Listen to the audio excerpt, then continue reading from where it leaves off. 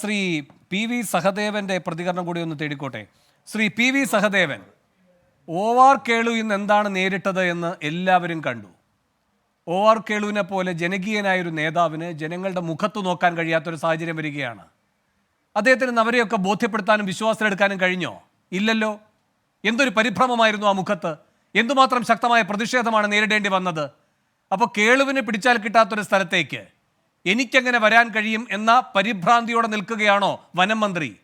എവിടെയാണ് ജനങ്ങളുമായുള്ള നിങ്ങളുടെ ബന്ധമറ്റു പോകുന്നത്? ഇത്രയും അരക്ഷിതമായൊരവസ്ഥയിൽ പോലും ഒരു രക്ഷാകരം നീട്ടാൻ കഴിയുന്നില്ല എങ്കിൽ പിന്നെ എന്താണ് ഈ സർക്കാരിൻ്റെ പങ്ക്, റോള് ഇത്തരം വിഷയങ്ങളിൽ?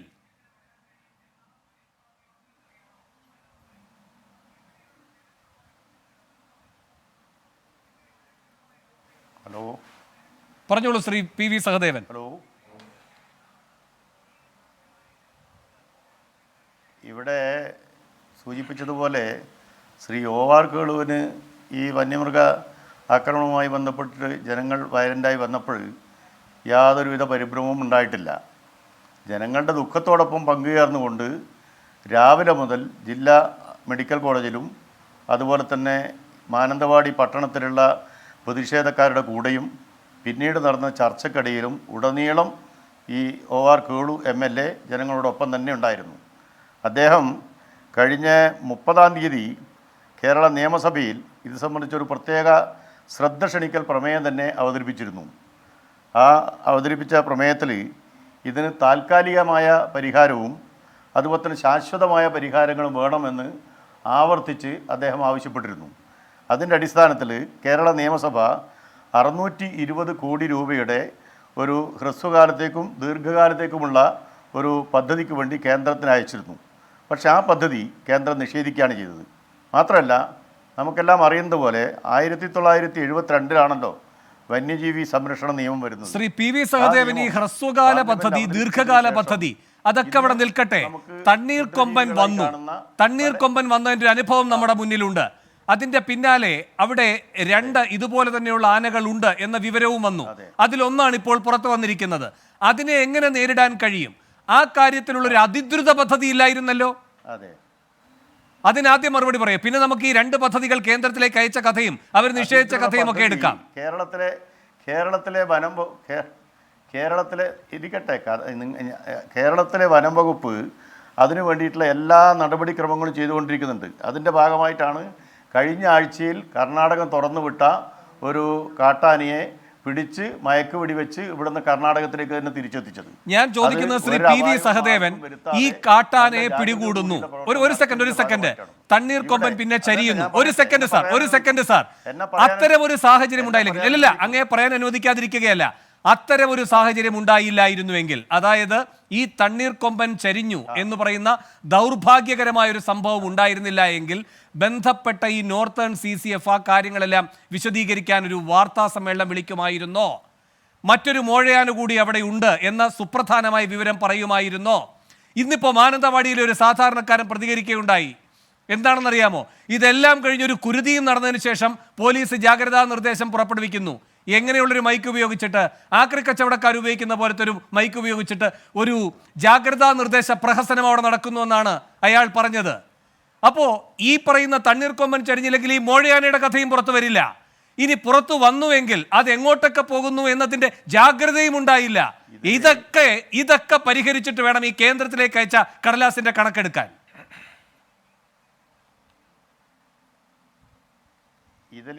ഇതിൽ ഞാൻ ഈ വിഷയത്തിൻ്റെ ഒരു ടോട്ടാലിറ്റി സംസാരിക്കാൻ വേണ്ടി ശ്രമിച്ചു എന്ന് മാത്രമേ ഉള്ളൂ. ഈ കാര്യത്തിൽ ഞാൻ പറഞ്ഞല്ലോ, ആദ്യത്തെ കാട്ടാന വയനാട്ടിലേക്ക് വന്നപ്പോൾ അതിനോട് നേരിട്ട ഒരു രീതിയാണ് സംസാരിച്ചത്.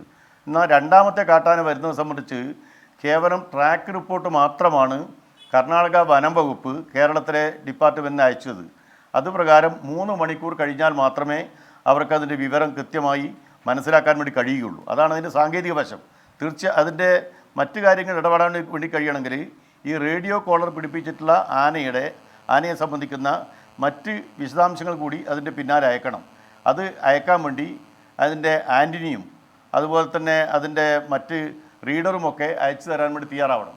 അത് അയച്ചു തരാൻ കഴിഞ്ഞ 2 തവണയായി വയനാട്ടിലെ ഫോറസ്റ്റ് ഡിപ്പാർട്ട്മെൻറ്റ് ഫെബ്രുവരി 5-നും ഫെബ്രുവരി 7-നും അവർക്ക് കത്ത് കൊടുത്തു. പക്ഷെ ഒരു മറുപടിയും കർണാടക സർക്കാരിൽ നിന്ന് ഉണ്ടായിട്ടില്ല. അപ്പോൾ 3 മണിക്കൂർ കഴിഞ്ഞാൽ മാത്രമേ ഇത് എവിടെ ഉണ്ടാവുമെന്ന് ട്രേസ് ഔട്ട് ചെയ്യാൻ കഴിയുമെന്നുള്ളതാണ് അവിടെ നിന്ന് അയക്കുന്ന ട്രാക്ക് റെക്കോർഡിൻ്റെ സാങ്കേതികമായിട്ടുള്ള ഫലം. ആ ഒരു ബുദ്ധിമുട്ട് ഉണ്ടായിട്ടുണ്ട്. ഇനി ഏതെങ്കിലും കാരണവശാൽ ഫോറസ്റ്റ് ഡിപ്പാർട്ട്മെൻറ്റിന് എന്തെങ്കിലും നടപടിക്രമത്തിൽ വീഴ്ച വന്നിട്ടുണ്ടെങ്കിൽ കർശനമായ നടപടി എടുക്കേണ്ടതാണ് എന്ന അഭിപ്രായം തന്നെയാണ് എനിക്കും ആ കാര്യത്തിലുള്ളത്. ഞാൻ ചോദിക്കുന്ന ചോദ്യം അവിടെ ബാക്കി നിൽക്കുന്നു. തണ്ണീർക്കൊമ്പൻ സംഭവത്തിൽ അല്ല, ഒരു second Shri P V Sahadevan, ഒരു സെക്കൻഡ് അല്ലല്ല, ഇങ്ങനെ ഒരു ആലങ്കാരികമായി ഇങ്ങനെ പറഞ്ഞാൽ പോരെ. ഇത് എല്ലാ കാര്യങ്ങളിലും എല്ലാ അധികാരികളും പറയുന്നതാണ്. എന്തെങ്കിലും വീഴ്ച വന്നിട്ടുണ്ടെങ്കിൽ അത് പരിശോധിക്കുന്ന നടപടിയെടുക്കുമെന്ന്. വീഴ്ച തുടർച്ചയായി വന്നുകൊണ്ടിരിക്കുമ്പോൾ ഈ വാക്ക് കൊണ്ട് ആ വാക്കിനൊന്നും ഒരു വിലയും ആരും കൽപ്പിക്കില്ല. അതുകൊണ്ടാണ് ജനമിറങ്ങി ഇപ്പൊ പാഠം പഠിപ്പിക്കാൻ നിൽക്കുന്നത്. ജനമിറങ്ങി ഇപ്പൊ പാഠം പഠിപ്പിച്ചുകൊണ്ടിരിക്കുകയാണല്ലോ. ഒരു സെക്കൻഡ് അല്ലെന്നേ, പൗരപ്രമുഖരെല്ലാവരും ഒരു പൗരാവലി തന്നെയാണ്. അവരെല്ലാവരും പ്രമുഖരായി തന്നെ വന്നിപ്പോ ഈ സർക്കാരിനെ പഠിപ്പിക്കുകയാണല്ലോ. ഒരു സെക്കൻഡ് ഞാൻ ചോദിക്കുന്ന ഒരു ചോദ്യം ഈ പറയുന്ന മറ്റ് 2 കാട്ടാനകൾക്കൊപ്പമാണ് റേഡിയോ കോളർ ഘടിപ്പിച്ച തണ്ണീർക്കൊമ്പനും വന്നത് എന്ന വിവരം നോർത്തേൺ CCF മാധ്യമ സമ്മേളനത്തിൽ പറഞ്ഞത് ഏത് സാഹചര്യത്തിലാണ്? തണ്ണീർക്കൊമ്പൻ ചരിഞ്ഞ സാഹചര്യത്തിലാണ്? അല്ലെങ്കിൽ ഈ വിവരങ്ങളൊക്കെ പങ്കുവെക്കുമായിരുന്നോ? ഇതാണ് ചോദ്യം. കാരണം അതിന് മുൻപും ഇത് പറയാമായിരുന്നു. ഈ തണ്ണീർക്കൊമ്പൻ ദൗത്യം നടക്കുമ്പോൾ ഈ വിവരമുണ്ട്, ആ കാര്യങ്ങൾ പറഞ്ഞിട്ടില്ല.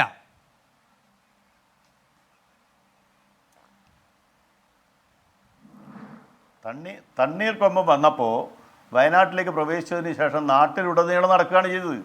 മറ്റേ രണ്ടാമത് വന്ന് പറഞ്ഞ കാട്ടുകൊമ്പൻ വന്നപ്പോൾ അത് കാട്ടിലേക്ക് കടന്നതിന് ശേഷം മണിക്കൂറുകൾക്ക് ശേഷമാണ് നാട്ടിലേക്ക് പ്രത്യക്ഷപ്പെടുന്നത്. അതുകൊണ്ടാണ് ട്രാക്ക് റെക്കോർഡ് പ്രകാരം ഈ അങ്ങനെയെങ്കിൽ എന്റെ മറുചോദ്യം ഇല്ല, അങ്ങനെയൊന്നും രക്ഷപ്പെടാൻ കഴിയില്ല. ഇതിൽ അങ്ങനെയൊന്നും രക്ഷപ്പെടാൻ കഴിയില്ല. അല്ലല്ല, ഈ പറയുന്ന മോഴയാനയുടെ ട്രാക്ക് റെക്കോർഡ് കിട്ടിയില്ല എന്നതാണല്ലോ ഇന്നത്തെ ഏറ്റവും വലിയ വാദം.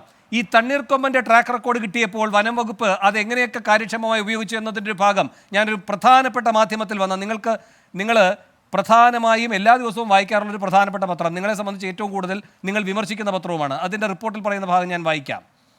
കർണാടകയിൽ നിന്നും കാട് കയറ്റി ഈ ജനവാസ കേന്ദ്രത്തിലേക്ക് എത്തി. അവിടെ നിന്ന് ഈ പറയുന്ന കൊമ്പൻ ടൗണിലെത്തുന്നതിൻ്റെ തലേന്ന് രാത്രി 10-ന് തന്നെ മാനന്തവാടി നഗരസഭാ പരിധിയിലെ ചിറക്കരയിൽ തണ്ണീർക്കൊമ്പൻ നിൽക്കുന്നതായി വനം വകുപ്പിന് വിവരം ലഭിച്ചിരുന്നു. മറ്റ് 2 കാട്ടാനകൾക്കൊപ്പമായിരുന്നു റേഡിയോ കോളർ ഘടിപ്പിച്ച തണ്ണീർക്കൊമ്പൻ്റെ നഗരത്തിലേക്കുള്ള വരവ്. മാനന്തവാടി നഗരസഭയിലെ കണിയാരം പാലാക്കുളി വഴി ചൂട്ടക്കടവിലെത്തുന്നതുവരെ തണ്ണീർക്കൊമ്പനെ ഉദ്യോഗസ്ഥർ പിന്തുടർന്നതാണ്. എന്നാൽ പുലർച്ചെ 5-ഓടെ മൂടൽമഞ്ഞിൽ ഒളിച്ച തണ്ണീർക്കൊമ്പൻ നിരീക്ഷണ വലയത്തിന് പുറത്തായി. തൃശ്ശിലേരിയിൽ നിന്നും 5 ഉദ്യോഗസ്ഥർ ജീപ്പിലെത്തി തിരച്ചിൽ സംഘത്തോടൊപ്പം ചേർന്നെങ്കിലും തണ്ണീർക്കൊമ്പൻ പുഴ നീന്തിക്കടന്ന് 7:30-ഓടെ മാനന്തവാടി നഗരമധ്യത്തിലേക്ക് എത്തുകയായിരുന്നു. സഞ്ചാരപഥം കൂടുതൽ ജാഗ്രതയോടെ നിരീക്ഷിച്ചും വേണ്ടത്ര സന്നാഹങ്ങൾ ഒരുക്കിയും നേരത്തെ തന്നെ തണ്ണീർക്കൊമ്പനെ തുരത്താനായിരുന്നെങ്കിൽ നഗരത്തിലിറങ്ങലും വെടിവെക്കലുമെല്ലാം ഒഴിവാക്കാമായിരുന്നു. നിങ്ങൾ കൃത്യമായി നിങ്ങളുടെ വനം വകുപ്പ് ഉദ്യോഗസ്ഥർ ഈ തണ്ണീർക്കൊമ്പൻ്റെ സഞ്ചാരപാത എങ്ങനെയെന്ന് നോക്കി അതിനെ പിന്തുടർന്നതിൻ്റെ കഥയാണ് ഈ പറയുന്നത്. എന്നിട്ട് എന്ത് സംഭവിച്ചു? എന്നിട്ടാണ് ഇപ്പോൾ പറയുന്നത് ആന്റിനയും റഡാറും ഉണ്ടെങ്കിൽ എല്ലാം അങ്ങ് ചെയ്തു കളയുമായിരുന്നു എന്ന്.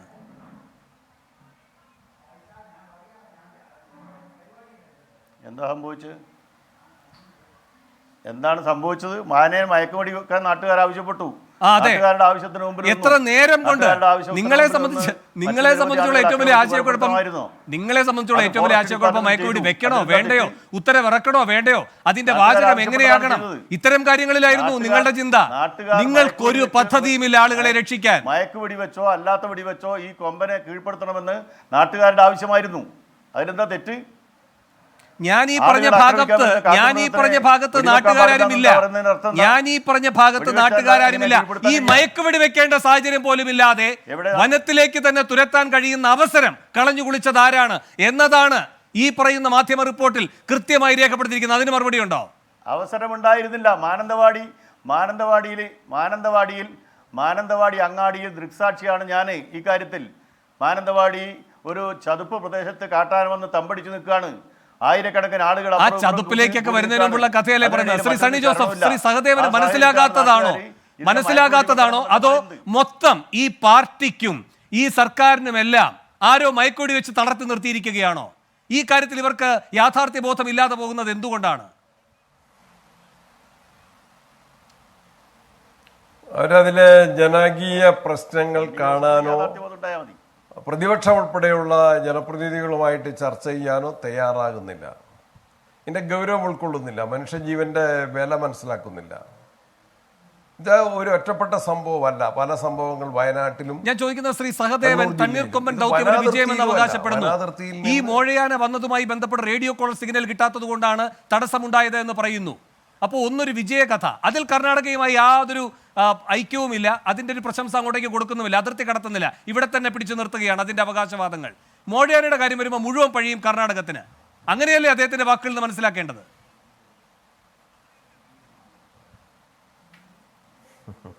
അങ്ങനെ തന്നെയാണ്.